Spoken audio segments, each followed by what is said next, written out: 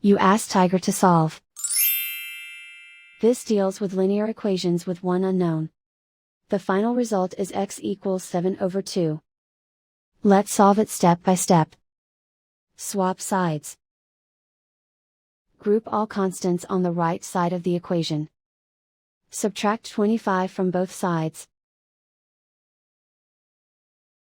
Group like terms. Simplify the arithmetic.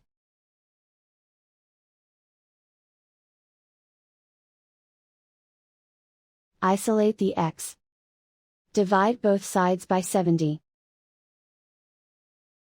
Simplify the fraction. Find the greatest common factor of the numerator and denominator.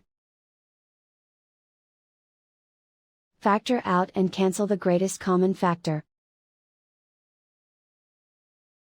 And so the final result is x equals 7/2.